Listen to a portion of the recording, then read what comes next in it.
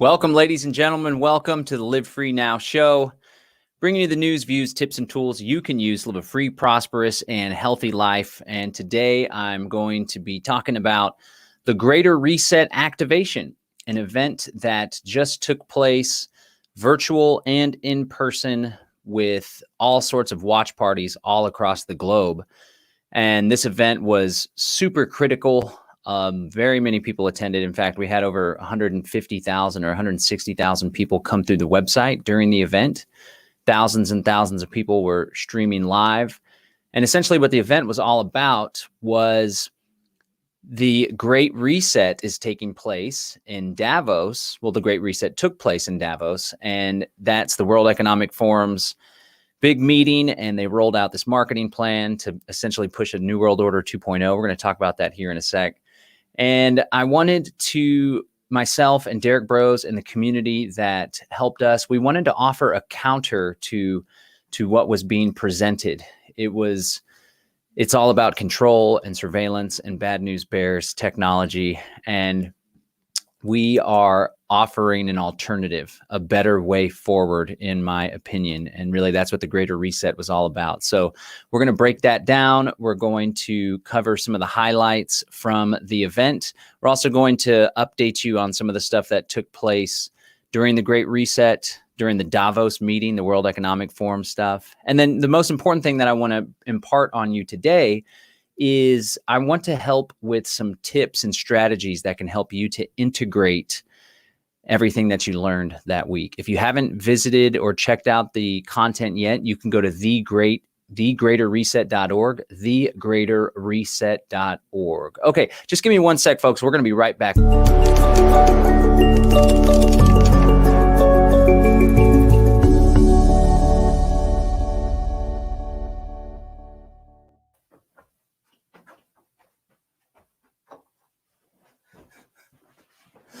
And we're back.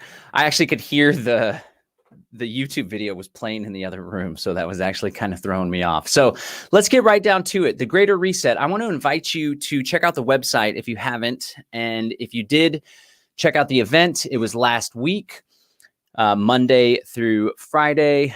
If you missed the event, head on over to thegreaterreset.org, and we have all of the replays there for you to check out. Thegreaterreset.org. You go to replays here, and each one of the days will have all of the stuff there linked up to Odyssey.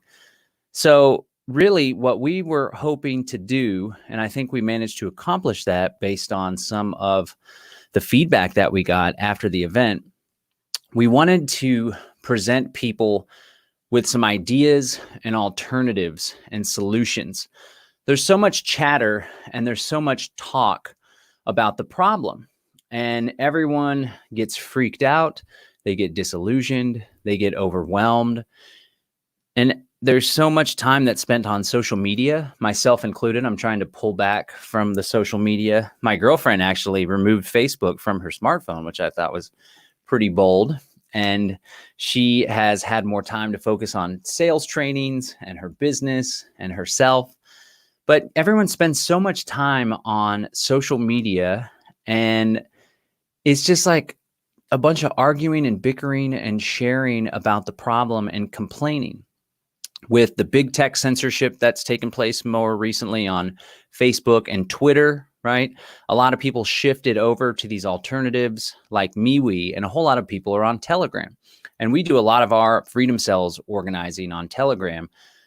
You can check that out at freedomcells.org. I'll talk about that here in a little bit.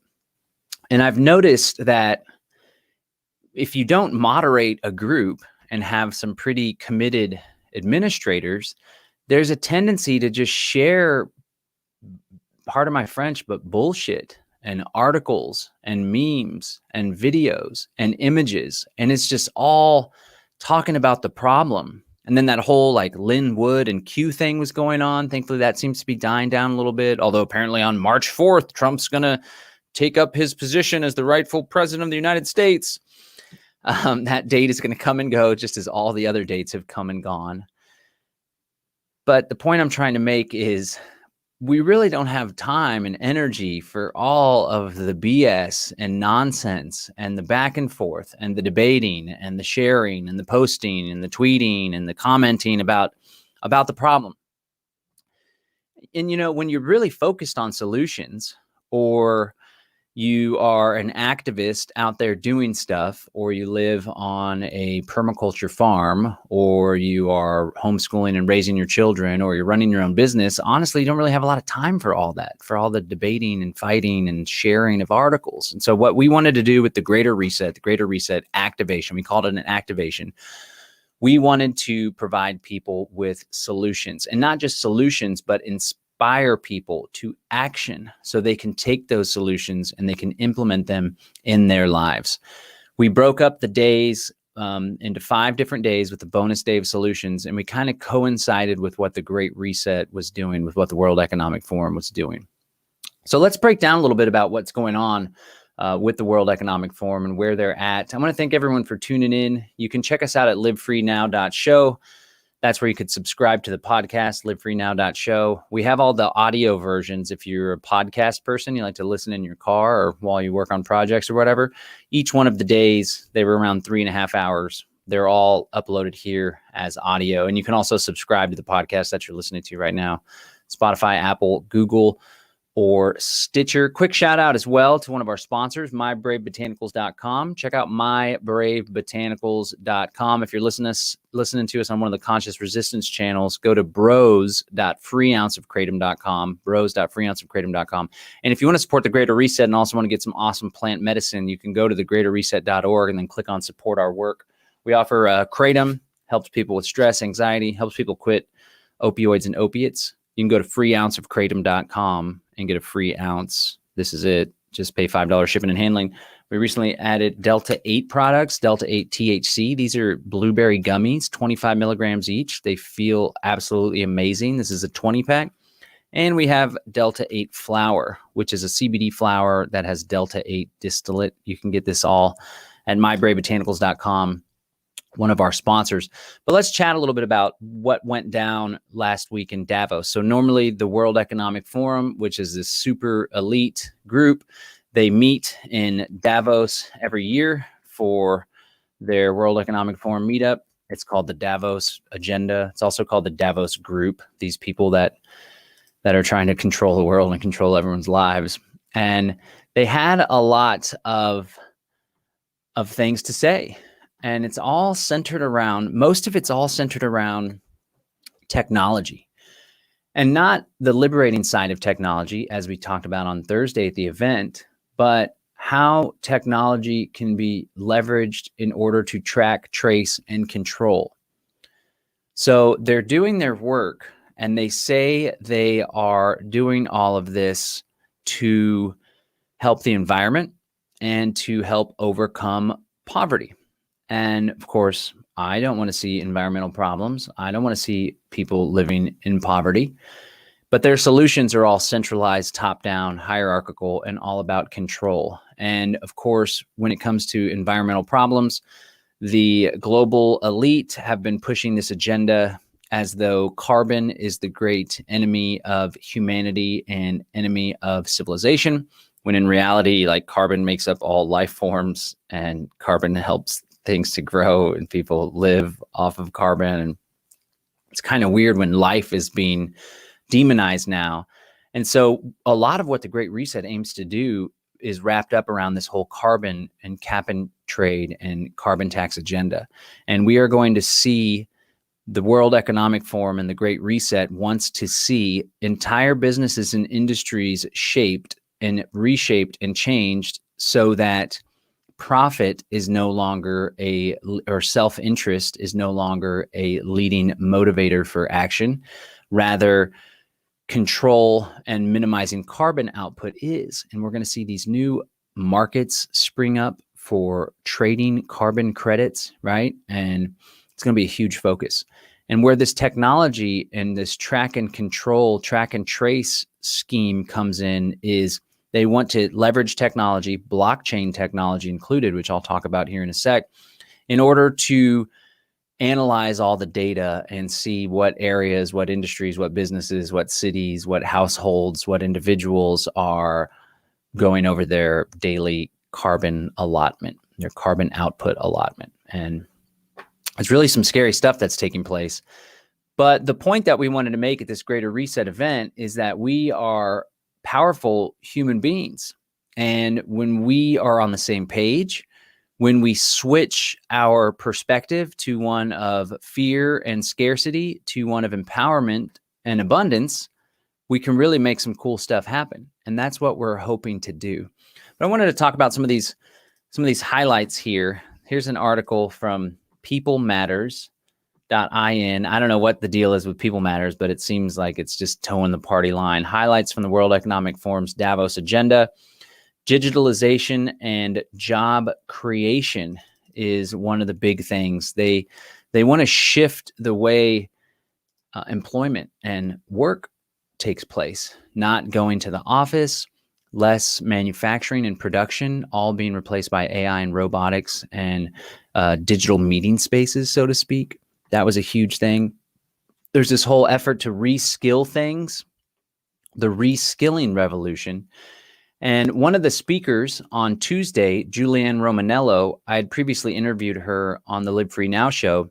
She gave us some pretty in-depth insights as to how this reskilling revolution is taking place and how the Great Reset aims to create new skills and leverage new labor markets that will go and fulfill the rank and class in this new fourth industrial revolution, which aims to merge biology and technology and fill the seats in all of these jobs in robotics, artificial intelligence, drone technology. So that's really what the reskilling revolution is all about. And that's a lot of the stuff that they talked about. They had CEOs come in and report on the digital. COVID has compressed years of digital transformation over the last couple months. This is the CEO of LinkedIn, Ryan Rolansky.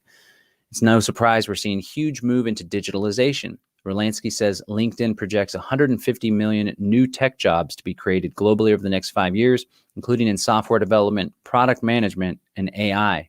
There's also increased demand around pandemic-driven roles in healthcare and education. So another big topic was vaccines. And one of the topics was vaccine multilateralism. There was also a lot of talk about trust.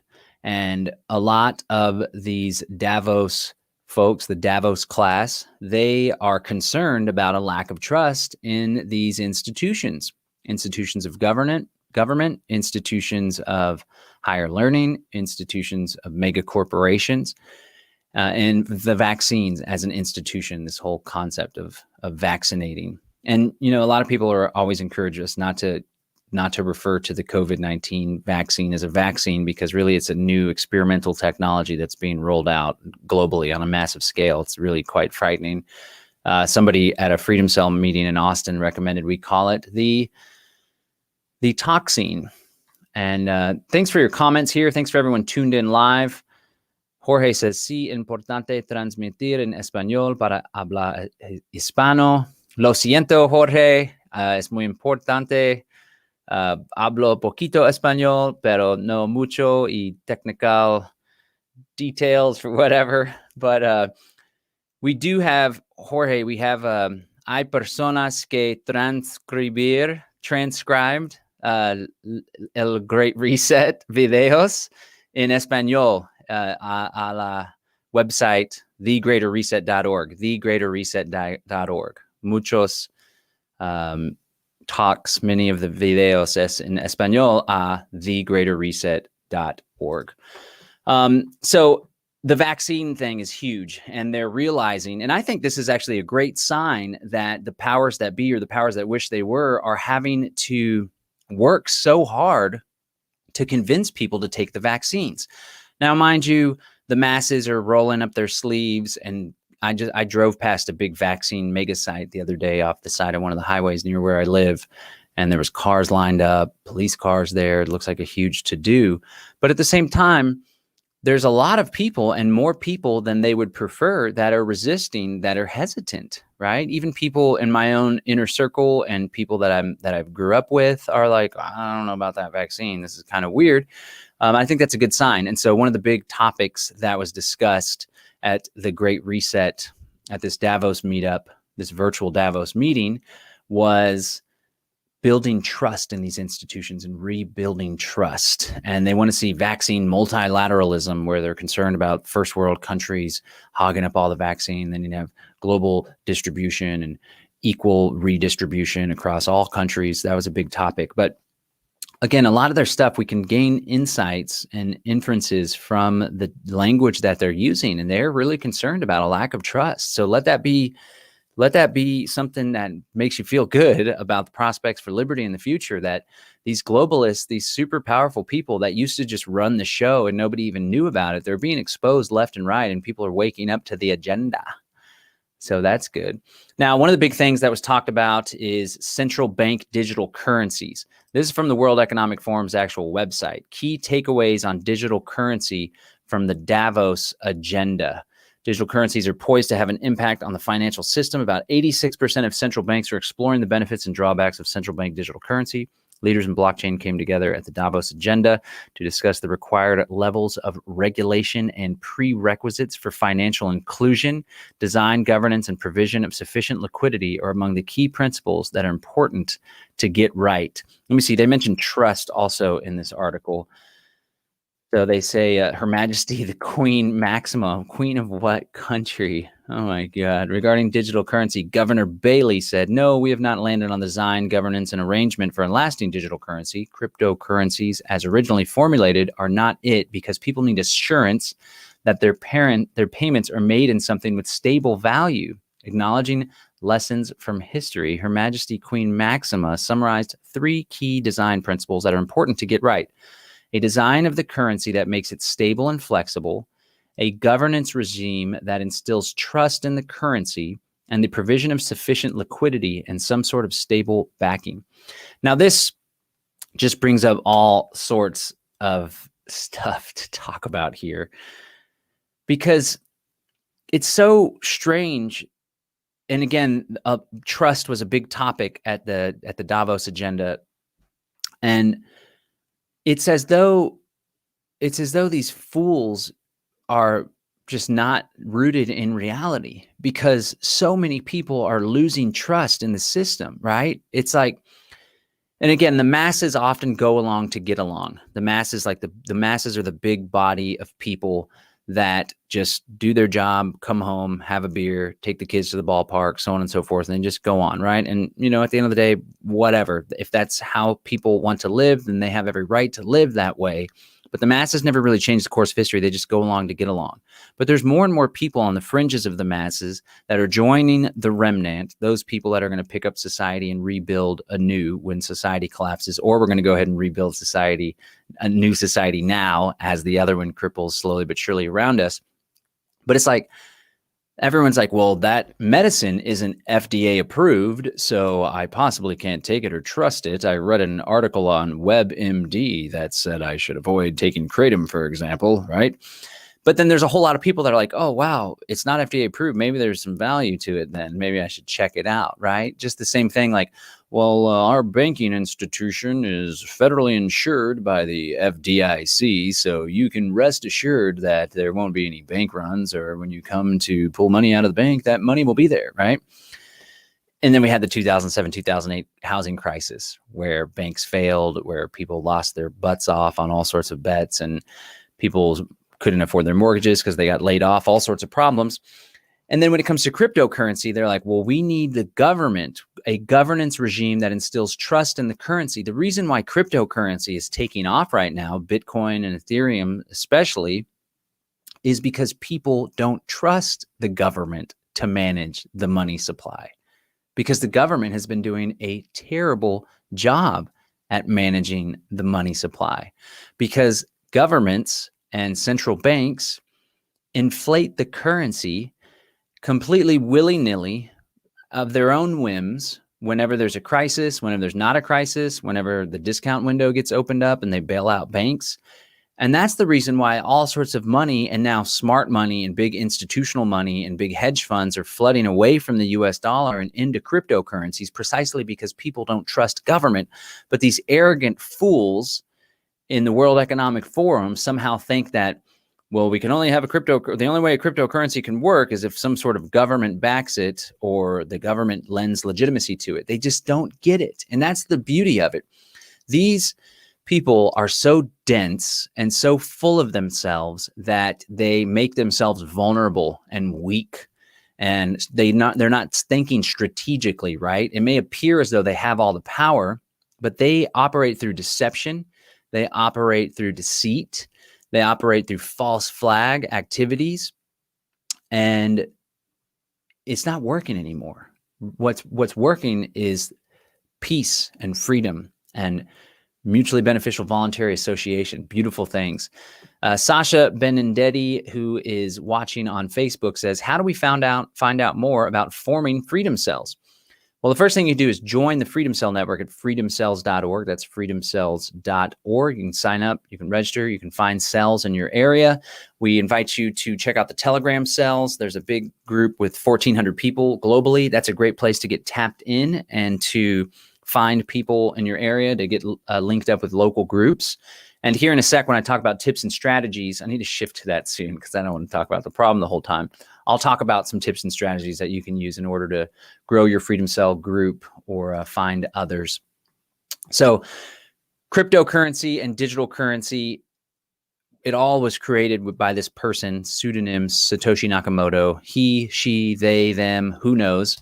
And they unleashed this new technology onto the world, Bitcoin, a digital cryptocurrency that is decentralized in nature, right? And throughout history, there has been a ledger. People have used ledgers, banks have used ledgers, companies have used ledgers, governments have used ledgers. These ledgers keep track of tabs on who owns what, on what transactions have taken place. Imagine Cindy has 7 units, John has 2 units. Cindy gives 2 units to John. John now has 4 units, and Cindy has 5 units, right? There's a public ledger, but all throughout history, you had to trust a third party in order to maintain that public ledger. And oftentimes, as was the history with banking, where first it was like, we're going to trade these bars of gold, we're going to trade these gold and silver coins. And then it was like, well, that's kind of inconvenient. I don't want to travel across the country holding all this gold. It's not safe. It's heavy.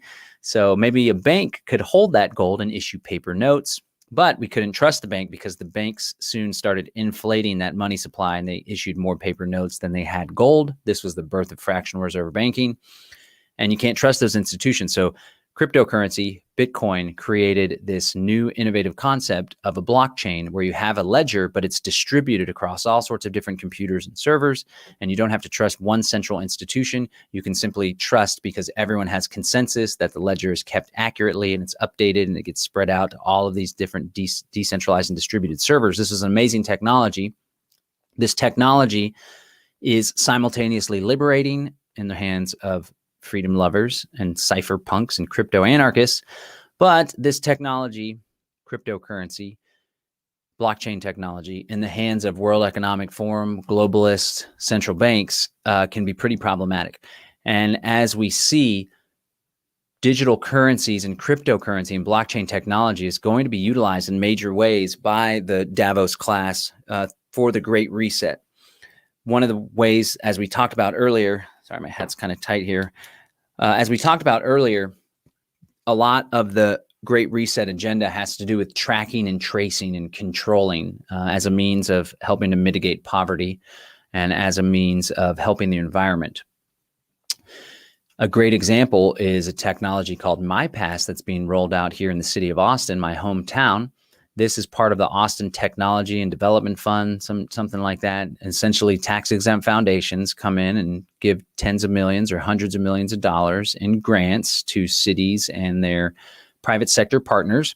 And what they're doing with MyPass is they want to create a blockchain-based digital identity that they will roll out to all of the homeless people in the area in order to track and trace and better and more effectively issue social welfare programs. This is what they say they want to do.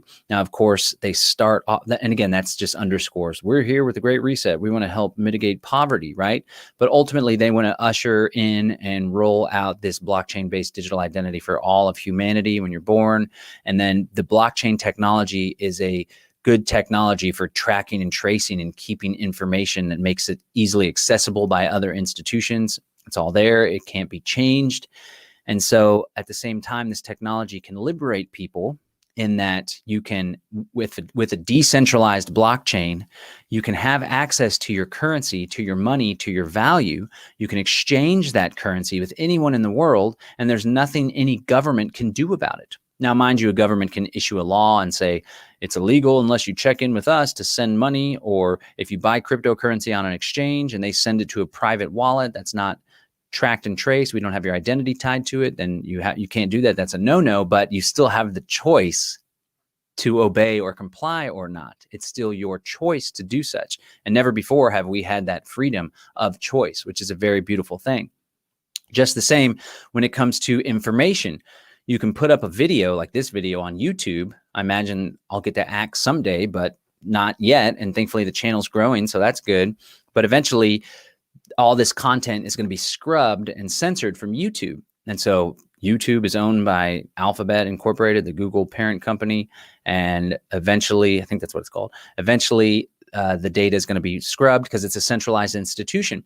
Well, blockchain technology, specifically a technology called LBRY, and we spoke with Andrew Kaufman, the CEO of LBRY, LBRY.TV.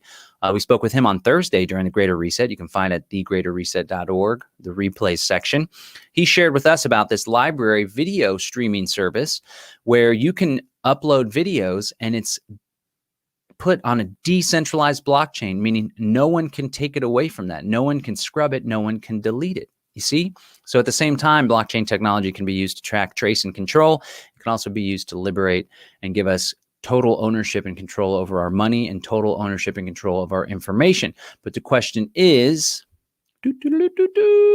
how are we going to use it? And are we going to rise to the occasion, right? There's this struggle. There's a power struggle. It's like blockchain technology comes onto the scene. And then all the crypto anarchists, libertarians, voluntarists are like, wow, this is great. Let's use it. And then all of the globalists in the World Economic Forum, the Davos class are like, wow, this is great. Let's use it. So we can't just be like, oh, blockchain, it's being used by the globalists, therefore it's bad. No, we should be like, hey, we're really empowered people and we see the benefit of this technology. Therefore, we're going to take it and run with it and do lots of cool stuff with it. So that's the paradox. I'm going to do a whole video on blockchain because I've been into blockchain for quite some time, since 2011, 2013. And there's a whole lot of people that are uninformed and misled when it comes to blockchain and cryptocurrency. And because they're researching the Great Reset and they have come to learn that the Great Reset and part of the agenda is to leverage blockchain technology, they think that it's bad. But at the same time, many of these people are complaining that their information and their research is being scrubbed from centralized institutions and centralized servers. That blockchain technology could benefit them greatly and make sure that their information stays available and accessible. So those are just some of the things that I wanted to share. You can research all this stuff. The Great Reset has the Great Reset and the World Economic Forum website. Let me just hit one more article. This is from the World Economic Forum's website. These are the top impacts from the Davos agenda.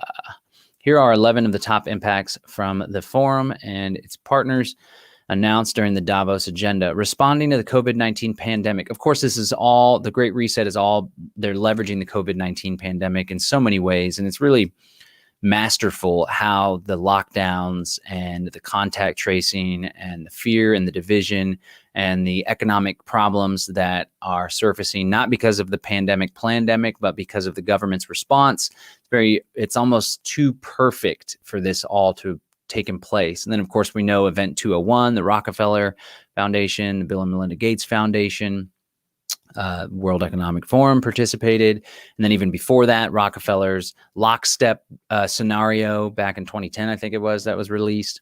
It's as though this stuff has already been predetermined, pre-planned, predestined, and they're just masterfully executing it in order to further their agenda. Well, at the same time, we can complain about that. We can share articles about that, like I started the podcast with, right? Or we can say, hey, maybe it presents an opportunity for we, the people, to do some really cool stuff too. How about that, right? It's all about perspective and mindset. We need to shift our mindset to one of victimhood to one of empowerment. That's really what it's all about. And that was the big thing that we were trying to do with the Greater Reset.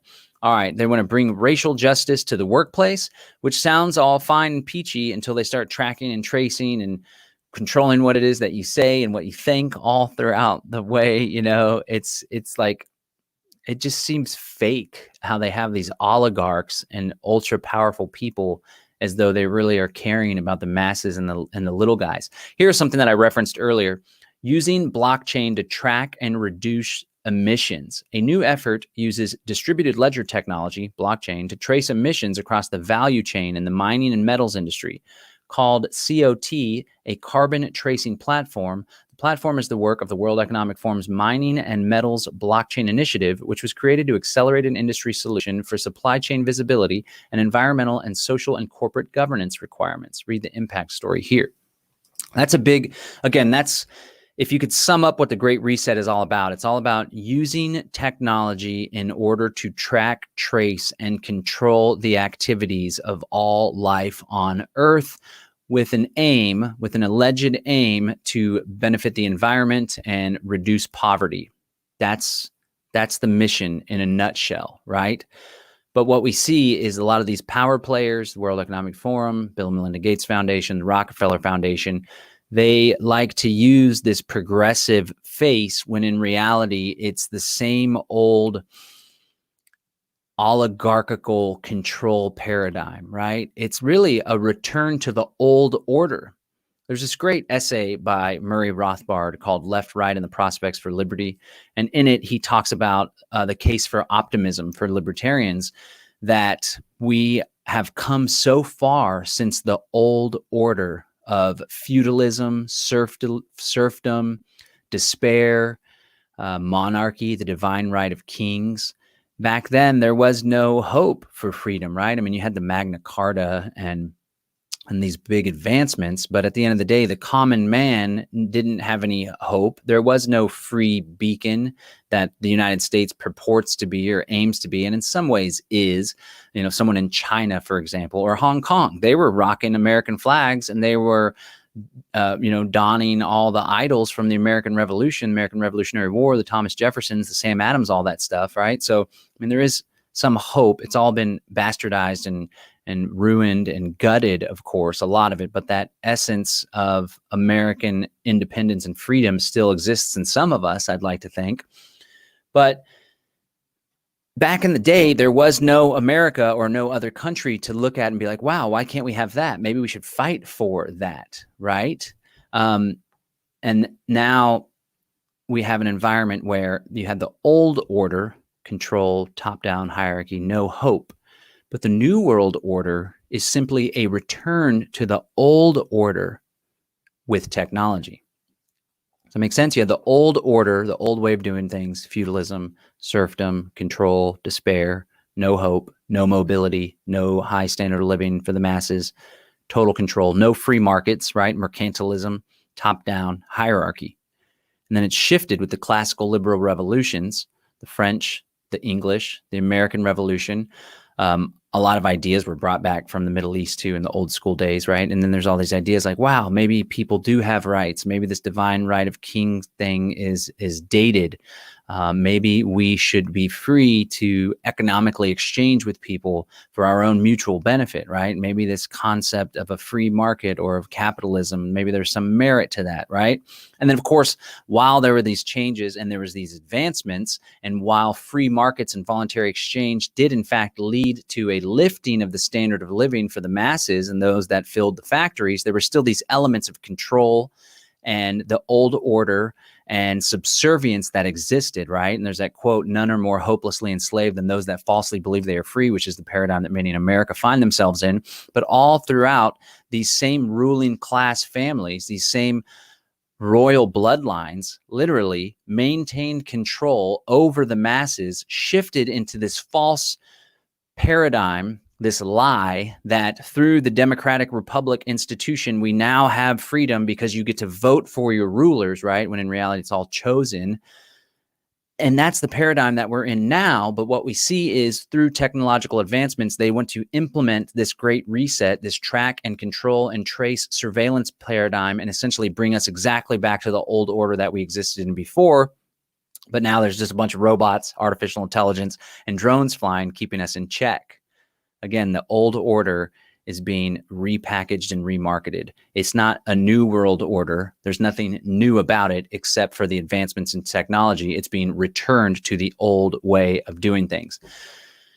And it's not cool, man. All right, let's talk about solutions for the last 30 minutes. I try to keep these podcasts to approximately 1 hour, and we're going to talk about some solutions and some awesome things that took place.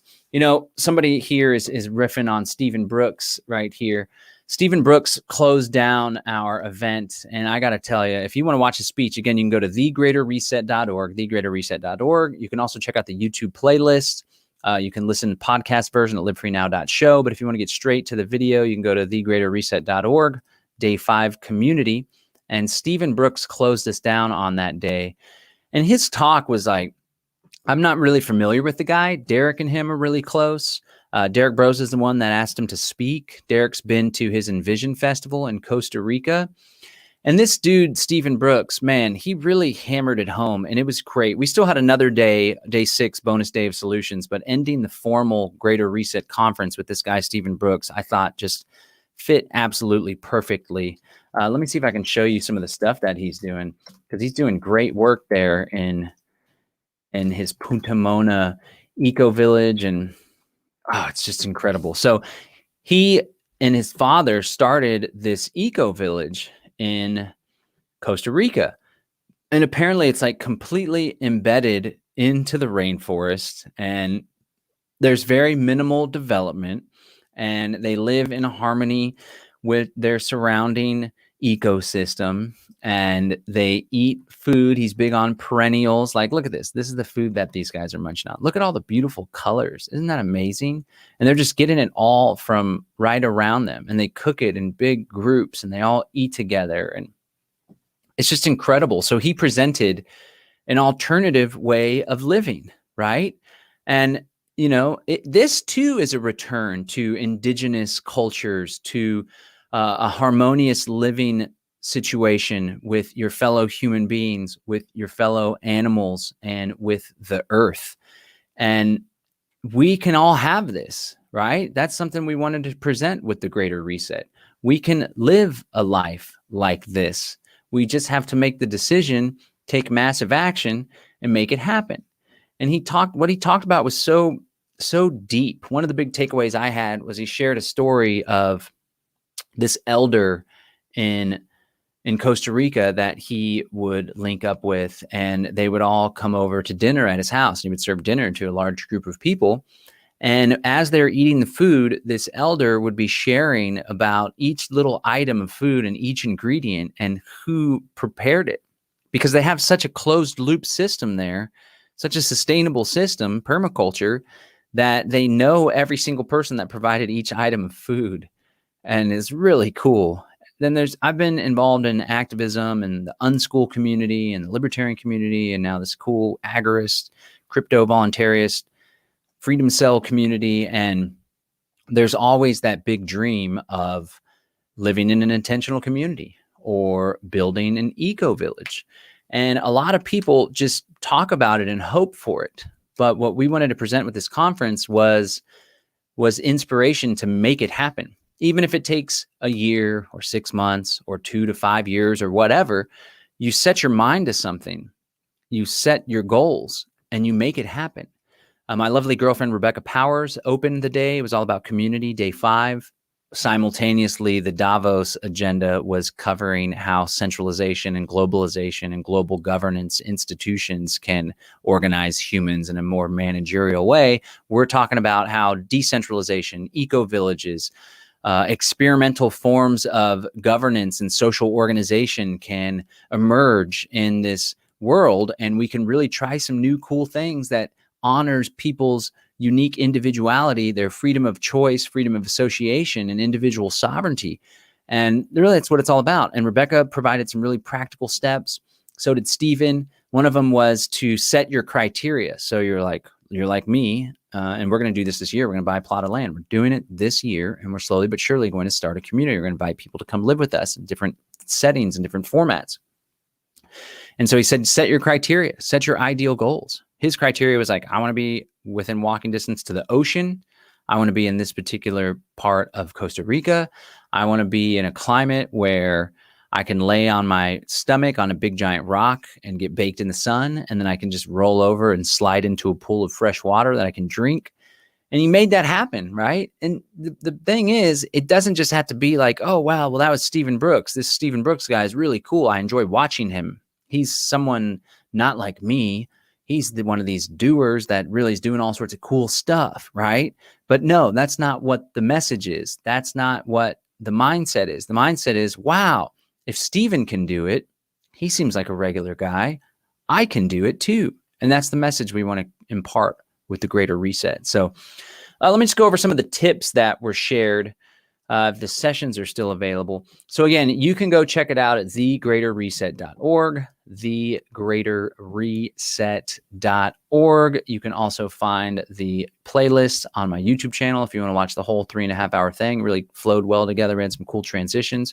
Shout out Ramiro for producing. Shout out to all the volunteers who made all these really cool graphics and stuff. Look, here's one of them. Let me see. Never mind.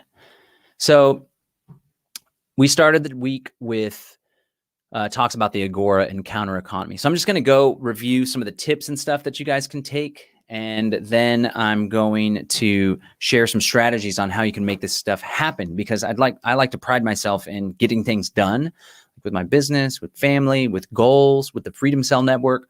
Really been cranking on all gears when it comes to massive action and productivity. And so I want to share some of those tips and advice that I have for you to accomplish your goals. Doesn't have to be exactly like me. There's a methodology that you can engage in that will make it more likely for you to accomplish your goals and live your ideal life. And the more of us that do that, it'll have this reverberating effect.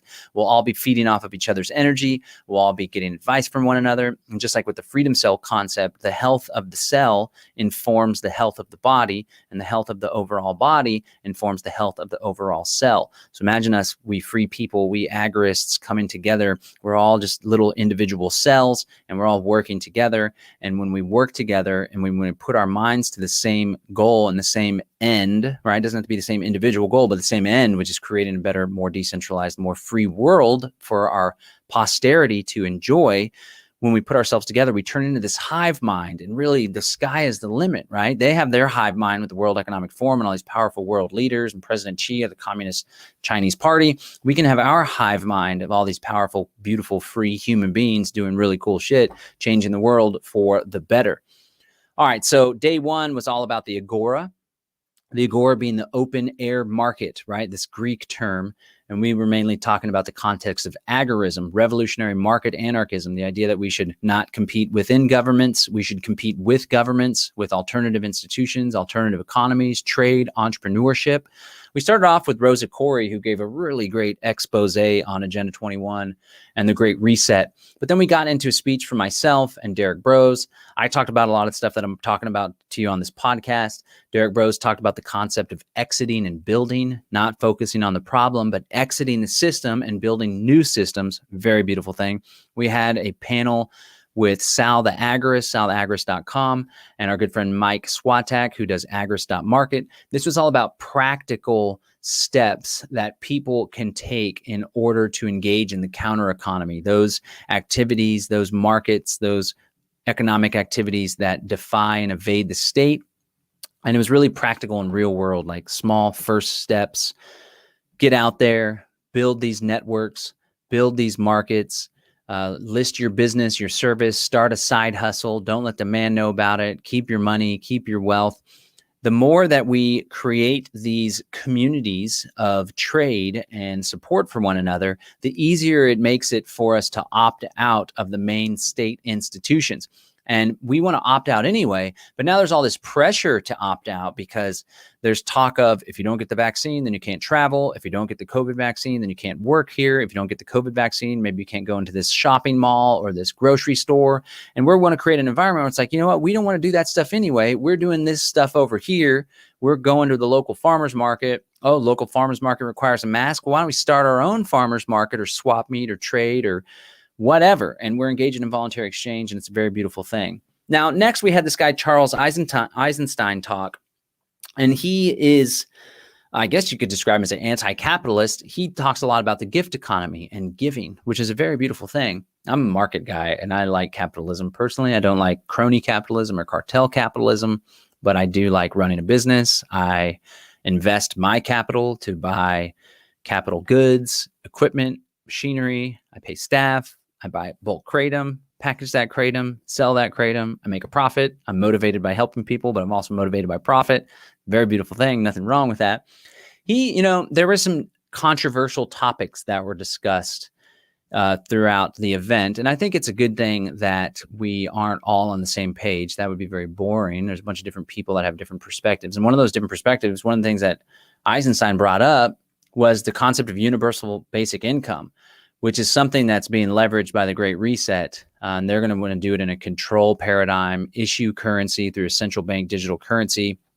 And then when people step out of line and they don't obey what it is that you want them to do as good little citizens, or their social credit score goes down, then you can turn off their payments, or they're not going to get access to this, that, or the other. He didn't bring up UBI in that context, obviously, but I'm not a fan of UBI in general, in large part because I like the motivating factor of, in order to engage in an economic transaction, you have to provide value to your fellow human beings, right? Now, mind you, I would like to see federal lands and all of this centralized control over land and property allow people to homestead stuff, right? Like all the federal property and land, especially. And if someone could just go live off the land and do things just living in harmony, like roving tribes or hunter-gatherers, or the way things were in this country before the colonials came along, then you don't really necessarily need a whole lot of money. You can barter, you can trade, you can do gift economy, right? You don't need a whole lot of money in order to jive. So I would like for people to just be able to live, but I don't think that there's a lot of merit in people just simply being provided for. And oftentimes with universal basic income, that money has to come from somewhere, and more often than not, it comes from someone's pocket. But those ideas were brought up, right? But again, it wasn't brought up in the context of the Great Reset or let's use universal basic income to control. And this guy, Charles Eisenstein, really brought up a different perspective that was very unique and very different from the perspective that was just presented by Sal and Mike, which was a counter-economic, agorist, entrepreneurial, very much market-driven, profit-motivated perspective. So that was pretty cool. And then we close down with James Corbett, who's a huge deal. James Corbett of the Corbett Report, and he talked about the power of alternative currencies and gave some really practical reasons and ideas as to why people should be prepared, not just with cryptocurrency, gold, silver, and barter economies, and creating these networks. It's really important that we do the work now, folks, because things are only going to get more crazy and more treacherous.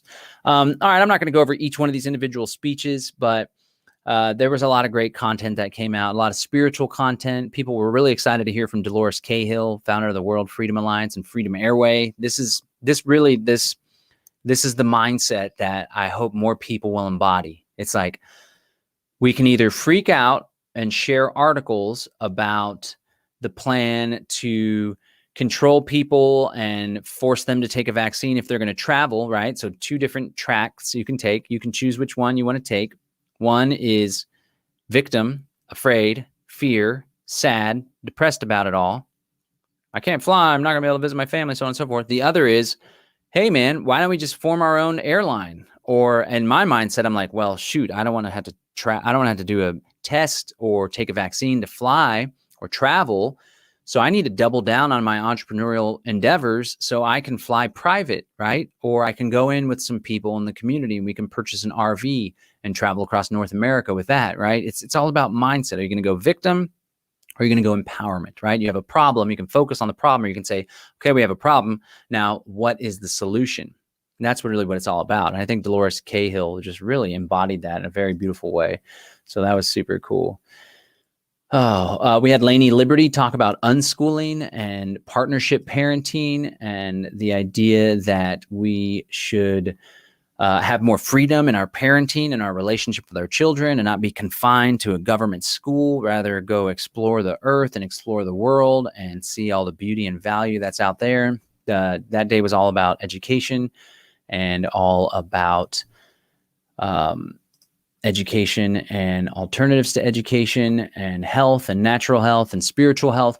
Day 3 was probably one of my favorite days. This day was all about homesteading and getting in line with nature. And again, we have concerns about environmental problems and food supply chains. And I just saw this picture of like peaches or something, and it goes from some South American country all the way to like Thailand to get packaged, grown in this South American country, packaged in Thailand. So it's like, whoop, flies over or takes a ship all the way over. Then it comes back to the United States for sell in a grocery store. And you compare that to what Stephen Brooks was talking about, where the guy can sit down at the dinner table and he can just go ahead and tell you where each little item of food came from. Wow, that's super cool. And so it's all about the World Economic Forum and the Davos class. They want to better the environment. They say they want to better the environment. I don't even think this would better the environment by limiting carbon and creating these new economies and cap and trade, carbon tax and blockchain technology, tracking and controlling everything. And we're like, hey, we want to benefit the environment as well, but do it through regenerative agriculture and through permaculture, right? Permanent culture, these resilient, interconnected systems that we tap into, which is really just the natural way. This is the way.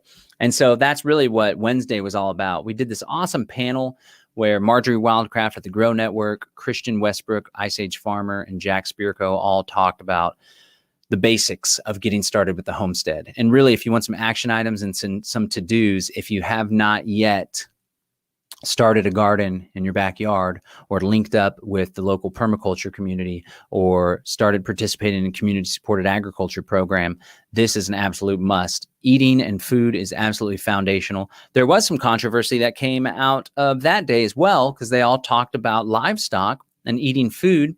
And one thing, like Marjorie would say that even if she wasn't a meat eater, she would still have rabbits because there's a harmonious relationship between animals and plants and animals and the environment, right? And animals and the ecosystem.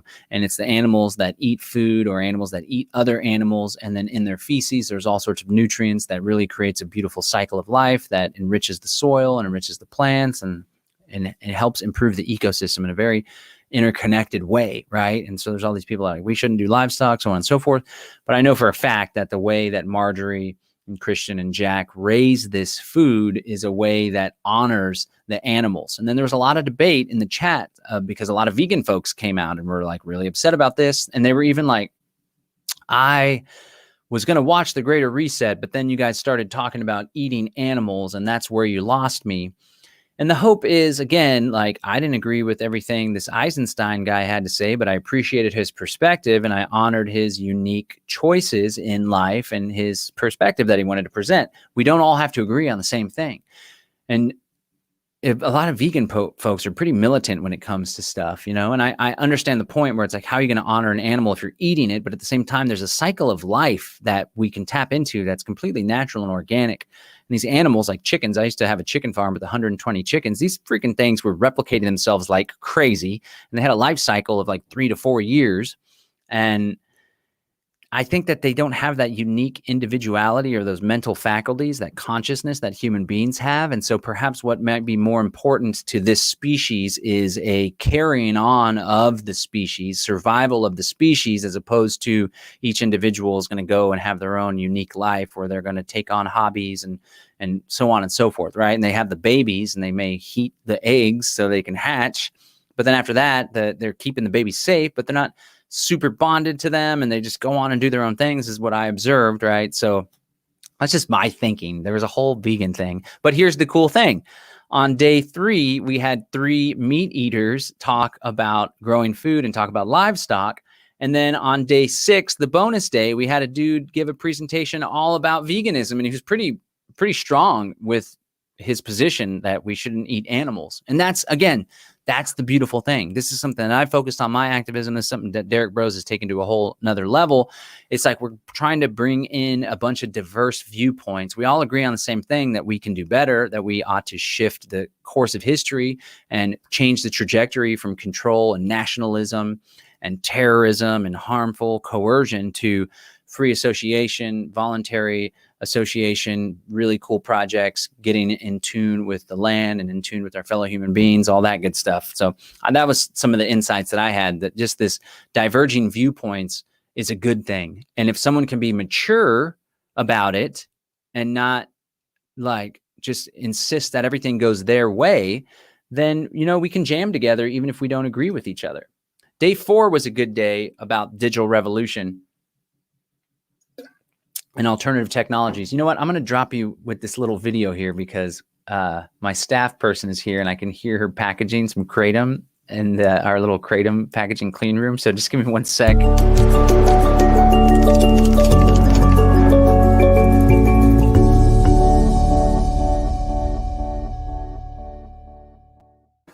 And we're back. I just had to close the door there. You probably couldn't hear it, but I could hear it. It's distracting me.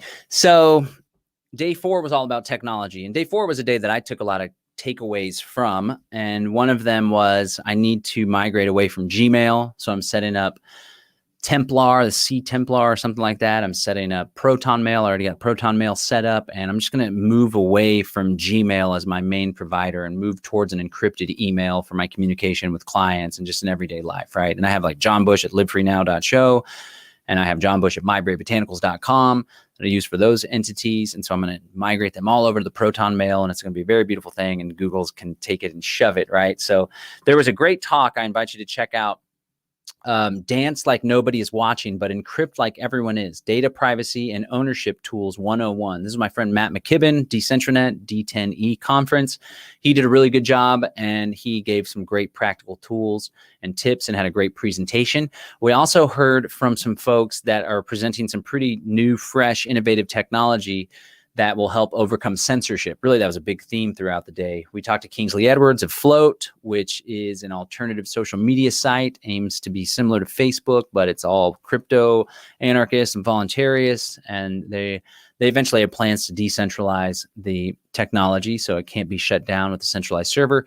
We heard from Jeremy Kauffman, we talked about earlier, library. And again, you can watch all these videos on Odysee, which is a front website where you can access the library blockchain. Very cool. You can't take the videos down. You can't censor them. It's immutable, the blockchain, which means it can't be changed. This is really important stuff as we enter this hardcore age of tyranny and censorship.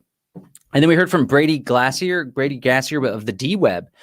Now, DWeb is super important. It stands for decentralized web or distributed web. And this is a technology that wants to move away from the internet as we know it, or HTML or HTTP, and connecting to websites as we know it through centralized servers, through DNS, right? And move towards this distributed, decentralized way, kind of like BitTorrent, right? Or torrent, where the different pieces of a file are pulled from all sorts of different computers so you can't shut one person down.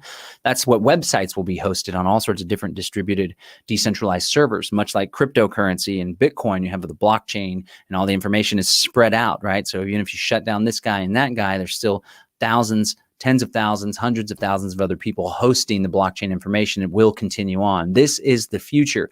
People, again, we have that same paradigm that I want to present, a dichotomy. We can complain, Twitter just censored my favorite guy, and Twitter censored this, and Twitter censored the president of the United States, and Twitter that, and Facebook this, and I got banned for 30 days, this, that, and the other, wah, wah, wah, right? Or I'm going to go to another centralized platform like Parler that got shot down by Amazon. Or we can say, where are the blockchain, decentralized, censorless technologies? What can I do to join them, and how can I promote them? And that's what the future is. And again, this is the dichotomy. This is the paradigm shift that I want to encourage people to engage in, away from whining, victim mentality, and towards empowerment and solutions. And that's really what it was all about. So day 5, we talked about community. I already shared a lot about that. And then we had a bonus day, day 6, which was super cool. It was really cool to see Foster Gamble talk. Foster Gamble is of the Thrive documentary series. If you want to watch those documentaries, there is a a affiliate link you can use. You can use it through livefreenow.show if you want, or you can go to the Greater Reset, support our work, and use the link there. Really awesome, professionally well done, thorough documentary that centers on the problem and understanding it on a foundational way, the radical way, the essence of the problem, which is tyranny, control, and coercion, limiting people's access to technology that can enable an environment where we can all thrive, right? And then they really lay out some serious solutions when it comes to money and banking and social governance and voluntarism. And it was really cool to have this big thinker, big doer, Foster Gamble, go in and examine our work at the Greater Reset. And he presented this slide that compared how the Greater Reset is dealing with things and how the Great Reset is dealing with things. And theirs is all about top-down control, surveillance technology. Ours is all about freedom, permaculture, unleashing the beauty of the human spirit. And man, it's a very beautiful thing. So that's just an overview of what took place. If you haven't seen it, let me hear in the comments who all tapped in and tuned into the Greater Reset. Let me know what your favorite talks were. Let me know what interested you. So go ahead and lay it on me, ladies and gentlemen. I'm also checking the Greater Reset chat. We have 876 members in the Greater Reset chat on Telegram. Shout out to Cohen. Yep, Cohen. Thank you so much for tuning in. Cohen. Yep, Cohen's blasting some comments there. Again, let me know if you watched and what your favorite speech was. Okay, we're at an hour now. So let me just give you some tips, right? So there was all sorts of stuff that we learned during the Greater Reset. There was so many takeaways and opportunities for action items, okay? So let me just give you a little insight and advice on how I plot and plan and engage and do cool stuff. So it all starts with a purpose and a why, right? So the why, the purpose really is your why. It's like, what am I on this earth to do? What am I passionate about? What lights my heart on fire, right? So for me, one of my passions is helping people, right? Helping people with kratom and CBD plant medicine. That's really important. That's my main income right now. It's a very beautiful thing. I love doing that.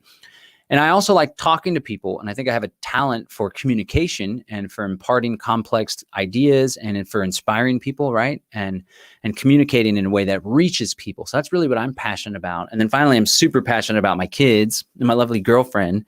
My kids just are such a strong why and motivator for me to succeed financially so I can give them an amazing life. So I lived in poverty when I had the kiddos for a few years, and I committed to never living in poverty again, which is why I'm so like hardcore with my business and I'm always working. And besides chilling with my girlfriend, catching some documentaries or some Netflix in the evenings, or playing with my kids at the arcade or whatever, it's like I'm freaking working and I'm hustling. And that's what it's all about, because I've aligned with my purpose. I'm living my purpose right now. The Greater Reset was my purpose.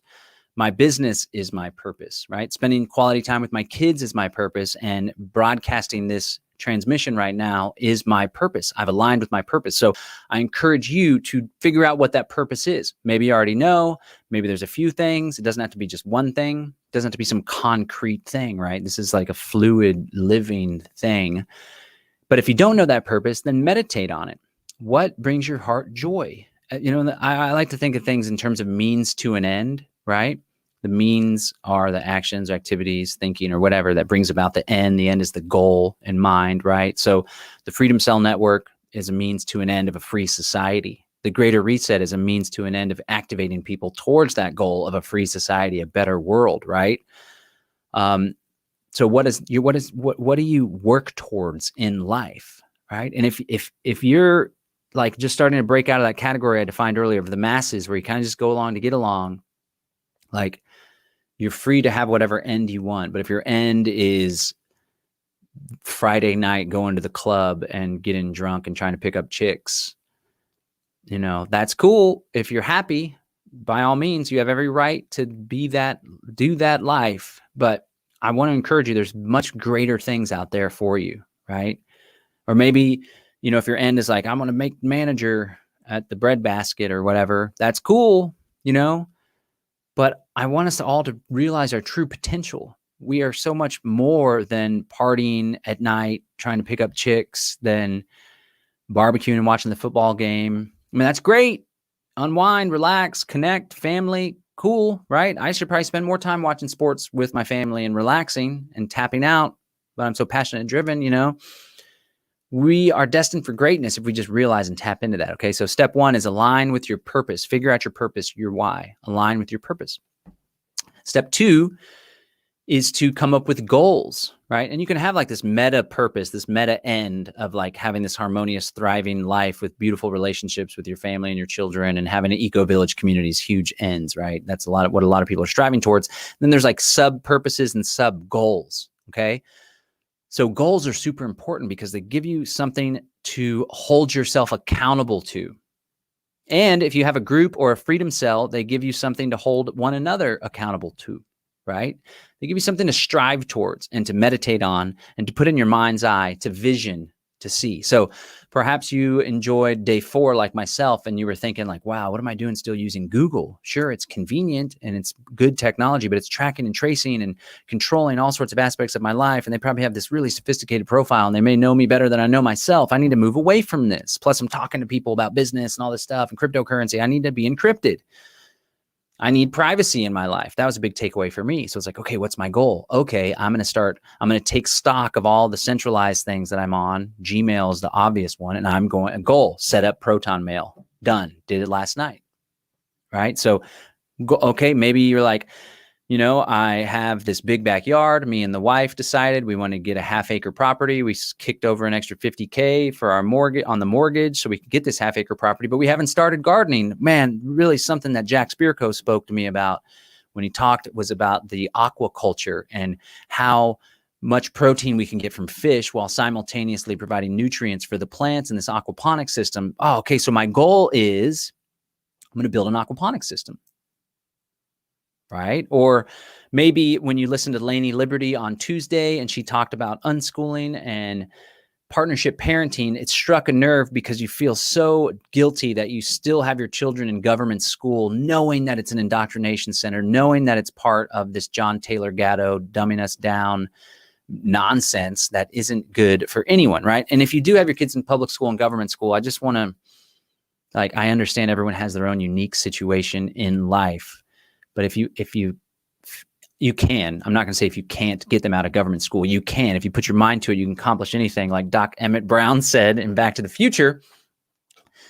But if they are in public school and you're not going to take them out now or anytime soon, just make sure you impart some serious critical thinking skills. And that starts with allowing them to challenge and question you, because you don't want to be the parent that's like, you need to be challenging your teachers. When they say this, you need to think critically and not just take what they say as at surface value, as a fact, right? But do as I say because I said so. There's an inconsistency there, really. And the consistency thing is important, right? If you can align with your highest purpose and your ideal self, then you can establish mindfulness practices. You can tap into the inconsistency and that little bit of yucky feeling you feel whenever you engage in behaviors that's not consistent with your ideal self. It's a very beautiful tactic and strategy. So maybe you resonated with what Lainey Liberty had to say, and now you have that feeling of, oh, my kids are still in government school. I've been meaning to take them out. I just can't do it. So then your goal is, I'm going to take my kids out of public school. You set a goal, okay? Now let me show you something. Let me see if I can pull this up real quick. It's going to be on Drive if I pull it up. Oh, boy. Whatever, I'll pull it up. So this is a strategic plan. I wonder if it has anything sensitive because I'm just doing this on live. I thought about doing this before, but let me just show you the format real quick. Okay. So what I want to encourage you to do is come up with a strategic plan. And the strategic plan has a hierarchy of goals.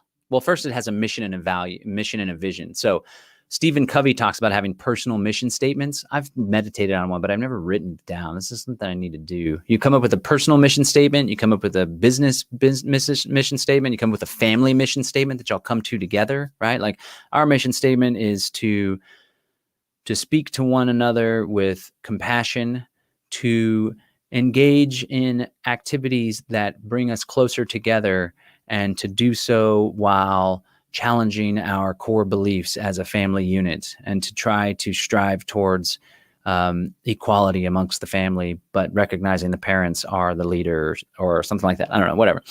So you come up with a mission statement, a vision statement, and all the goals feed into the mission. And the idea is like, if you accomplish all your goals through your life's work, then you've fulfilled the vision. The vision is like, where do we want to go? What do we want life to be like, right? And the mission is like, how are you going to get there? Action items to do. We're going to do this, that, and the other in order to accomplish our vision. Then you have these goals.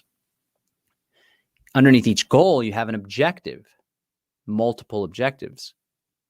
Underneath each objective, you have multiple action items. It's actually something I learned from my ex-wife. It's pretty brilliant. She got her master's degree in planning and nonprofit management and stuff. So the idea is you accomplish the action items. Maybe there's 5, 6 action items, 2 or 3. And in accomplishing those action items, you've completed the objective. Once you've accomplished all the action items and completed all the objectives, you should have fulfilled your goal. Let me show you what this looks like a little bit. This was a strategic plan.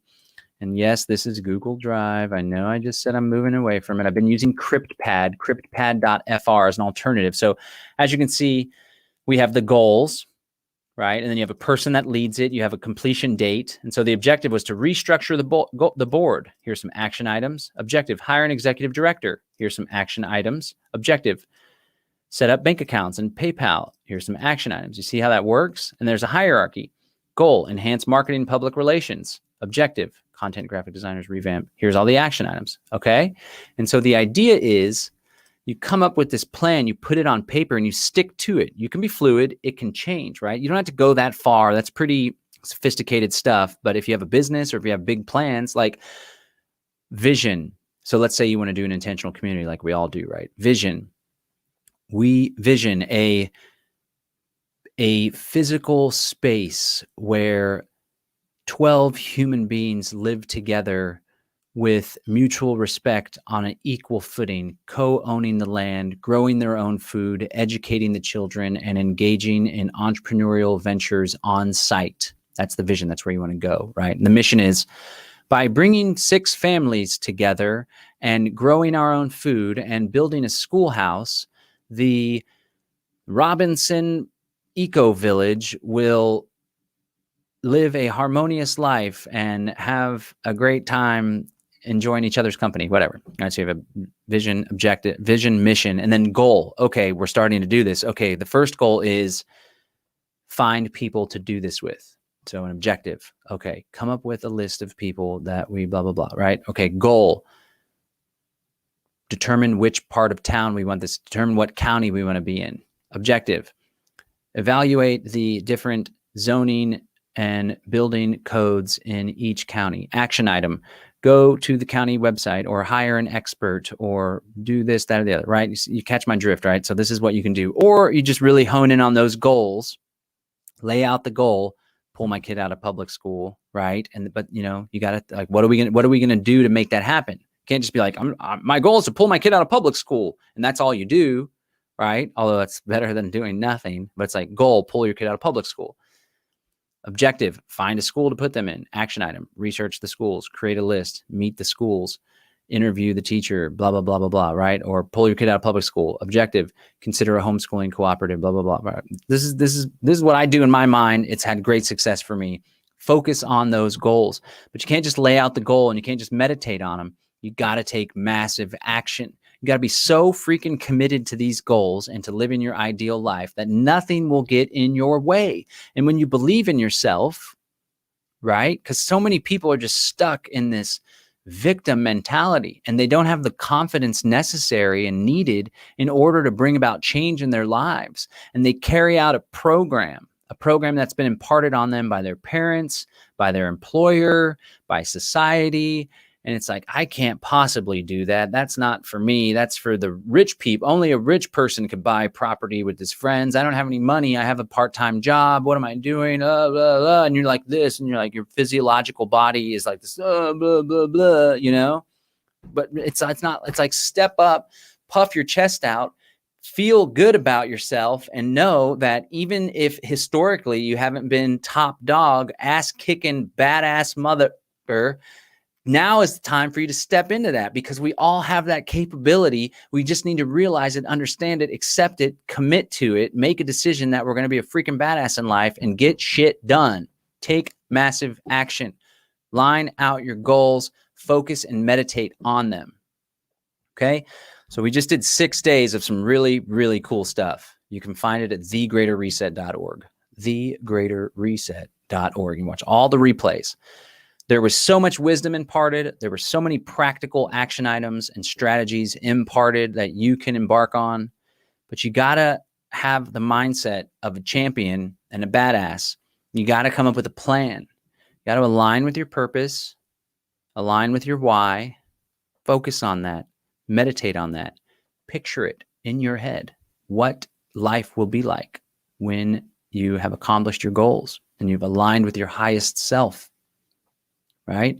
Then you come up with goals, write them down every morning, look at them every morning. Oh, there they are. Write the goals down as though they've been accomplished, right? Here's one that I do. And I don't do it, right? I'm not perfect. One of my goals was I exercise every day, right? I need to write my goals down every morning. I have goals written down, but I don't write them down every morning. That's a tip Grant Cardone gives.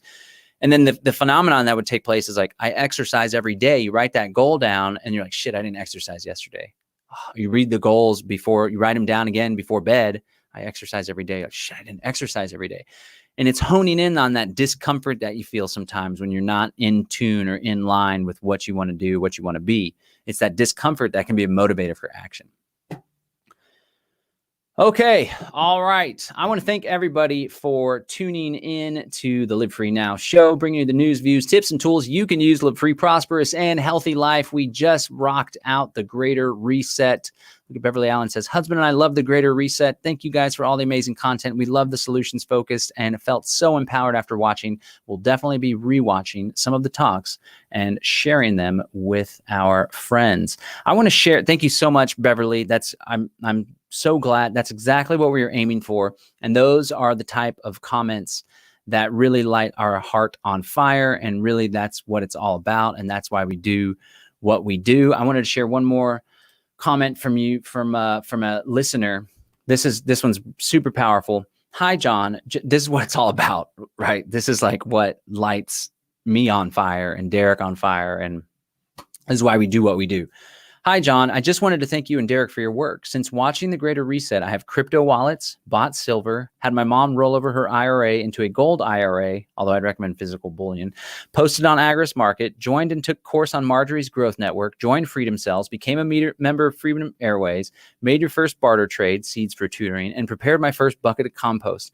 I've been thinking for a while now that it's time for less talking and bullshitting and time for more solutions. And shortly thereafter, I saw the post for the Greater Reset. My mom and I watched every day. So grateful for the work you and Derek do for organizing it all. Thank you. Oh, wow. How powerful. Jeez. All right. Thank you, everybody, for tuning in once again. Again, you can find all the content at thegreaterreset.org, thegreaterreset.org. If you'd like to try some Kratom, this stuff helps with stress, anxiety. It helps me take massive action. And when my brain starts getting a little cloudy, I'll drink some around 12 o'clock, 1 o'clock, sharpens my focus, keeps me going. When I'm feeling overwhelmed with life, it's like I'm drinking some right now. Have a sip. You can go to freeounceofkratom.com, freeounceofkratom.com to try free ounce. You can try Delta 8 gummies, Delta 8 flower, Delta 8 vape, Delta 8 THC. It's great. Legal federally, although I can't ship to 11 states. Hopefully that's not one of the states you live in. Hopefully you live in the other 39. That's mybravebotanicals.com, freeounceofkratom.com. Okay, check us out at livefreenow.show. And again, you can catch all of the content from the Greater Reset activation. We're going to be doing another one in April and then probably another one in May.